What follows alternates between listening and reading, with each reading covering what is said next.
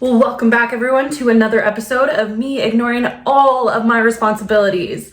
So where I'm supposed to be at is writing book 3 in the Agent Bennet Saga, and what I am currently doing is creating a tier list for book 1, the field agent of the Agent Bennet Saga. Cause why not? Who doesn't want a good tier list to ignore their responsibilities? So I figured I'd take everyone's favorite beloved YA spy novel and I would create a tier list for them. Really hard as the author to probably do a tier list and not be biased. So we're gonna see how this goes ahead and you get to hear a little bit my explanation. Now the tier list is just on the field agent. It's not including the first trader or the Fallen Within. It is just the field agent characters and character development. So we're gonna see how unbiased I can be. And before we go any further in this video, yes, I am indeed wearing the field agent earrings. I had a friend get them for me for my birthday and that is pretty cool. So if we're doing a field agent tier list, we also have to wear the field agent earrings. Now some of you may be thinking as you're seeing this tier list of where the heck did I get these pictures? What inspires them?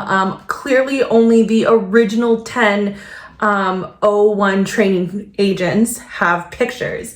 And I would just like to say, so this is my journal from when I first started writing the field agent. And if I open it up, you can see that I made like profiles on all of them. I'm a little embarrassed, but I'm also really grateful I did this. Okay, let's jump in it. Don't like the S tier, so we'll go elite. So we obviously have D, C, B, A, and elite. So we'll figure out how we're gonna do this. And I think the easiest one, actually let's just start with someone easy. We'll just go with Jane, cause like, I'm just gonna stick her right in D because you know what? I'm not sure if it's just like, as you're reading the field agent, you're like, okay, you're not a terrible person, but you're also just like, go a little bit easier on Bennett and maybe don't say all the thoughts that pop in your head. Okay, maybe I'll move her up to D or C. Maria, right off the bat, I knew she was gonna be this annoying character. Her and her boyfriend Mason, which I actually didn't put on the list because I felt Maria was more of a character than Mason was. So anyways, Maria's on this list. Maria is definitely D tier on this list. Whenever I have to write her to C, I'm just like, oh no, this is gonna be annoying. So that's Maria. Who is next? We can go with Chief Benjamin. Maybe we'll stick Chief Benjamin in like the C tier. Actually, we'll give him up to like B because he gave Bennett what Bennett wanted, and that's like, that goes a long way in Bennett's books. Like Bennett wanted to switch career paths and the chief was basically like, I'm tired of seeing you moping around, so hopefully this career path change will like help you get out of your funk. So that's where that comes in. So let's give a little bit of like little boost to the chief and he can be B tier. Baker's definitely B tier because he's just like, as grumpy as he is, he's just there. You know what? When everything exploded, he was the one that made sure that Bennett was seen, that Bennett came back alive, frankly. So we'll give it a little bit of props to Baker. Baker can be B-list. I love writing Baker. Baker's probably my favorite person to like stick into a scene, so that's kind of fun. Next up, we'll go Jessica Chadwick, the big bad. We're definitely, we'll stick her up with Jane. But I mean, like, as you're reading her as a villain, you're like, you feel like there needs to be more. Like there's something else coming. And don't get me wrong, I feel like Jessica Chadwick, she's so cocky and she's so elegant at the same time. Like she feels like she can't lose. And when she does lose, it's a little shocking. She had vision, she had goals and dreams, and she had places she wanted to be, and she had mysterious aspects to her that she was like clearly hiding something. So I'll give Jessica Chadwick, like, she can be in the C tier. She'd be something that someone who would be like, yeah, I want to go for coffee with you to like get to know you a bit more, but I don't want to be in a room alone with you kind of thing, because she's a little bit unhinged. Elizabeth, for the first book, I'll stick her in D. She doesn't do a whole lot in the first book, so you're just kind of like, she's there. But obviously, you know, with the field agent, there's 5 girls and 5 boys in each year. She's one of the girls. There's just not really a lot to her in the first book. Lucas, little baby Lucas. Okay. I'm gonna stick him in A just because it's Lucas. He's so precious, little baby. I think his main thing is his competitiveness in the game of cops and robbers, and it's just kind of cute. He's just really competitive. Even before the game, he's trying to like get his team together to make sure that they strategize and win. So that's really cute. Also, I'll put Mary on the C tier. See, she hasn't really done a lot. She did do a lot. She spilled Darcy's secret, so C tier it is for her.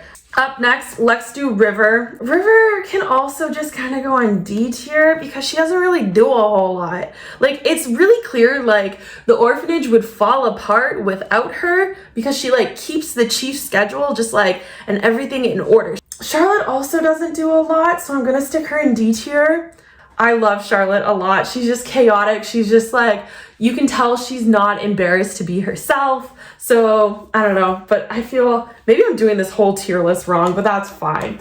Okay, we're gonna give Agent Steven, we'll stick him up on the B tier because when you're reading his scenes, you can see that he clearly wants the best for Bennet, but it's really hard because the orphanage has never been in a situation like this before where like, they don't do family, so the fact that Bennet loses his family is hard to like to work through. Also, fun fact, I named Agent Steven after my dad, which is also really funny because Agent Steven is the therapist and my dad would make a terrible therapist. Next up, let's do Agent Asher. Agent Asher, oh, we're also gonna stick on B. I don't know, I have a soft spot for the teachers.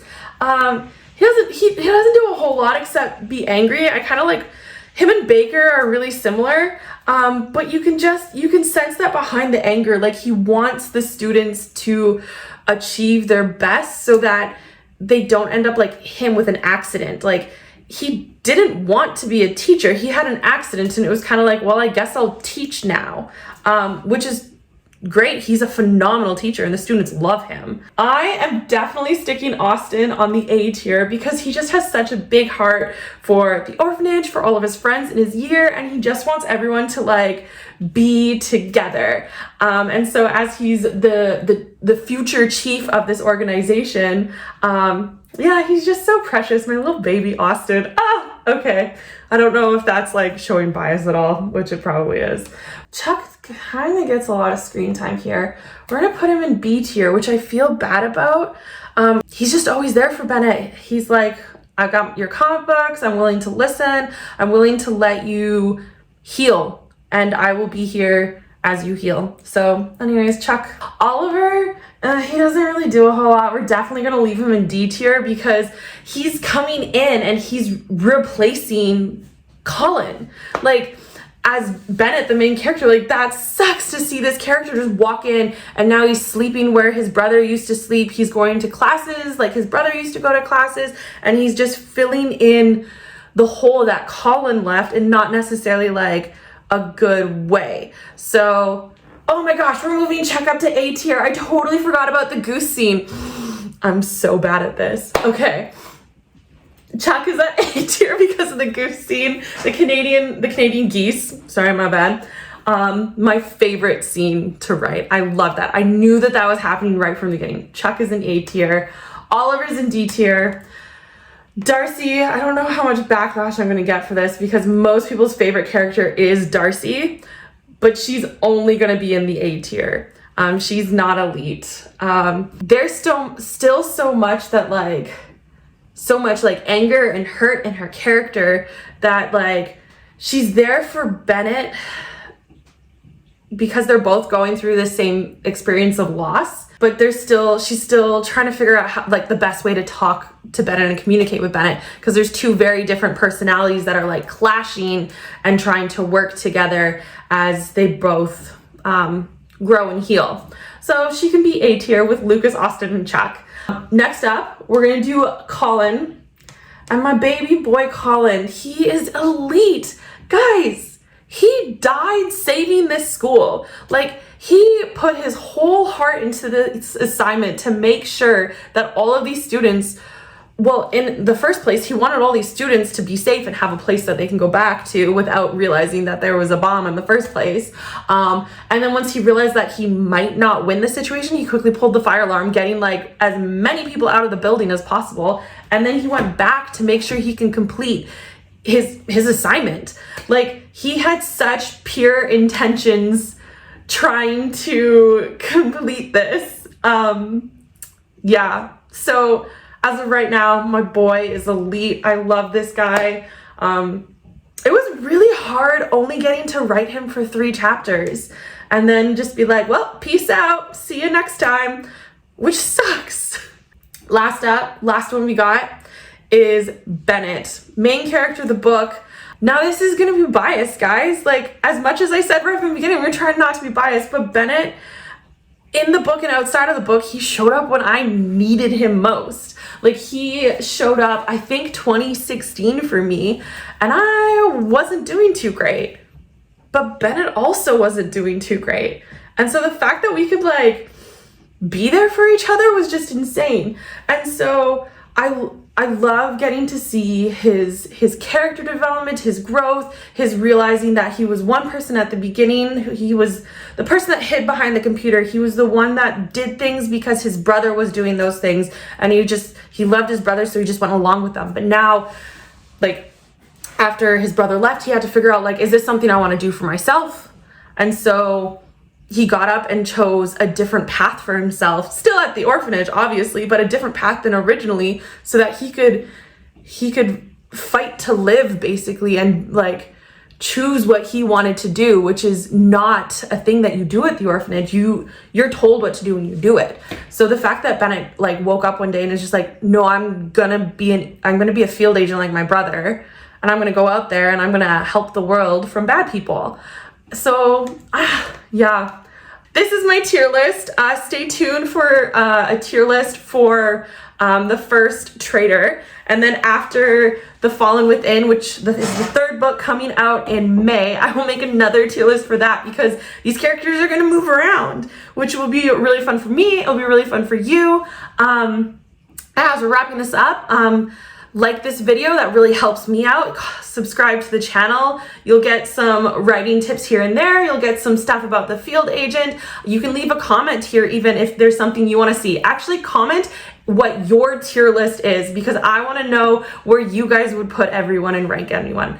Anyways, this has been awesome, and I will see you guys next week.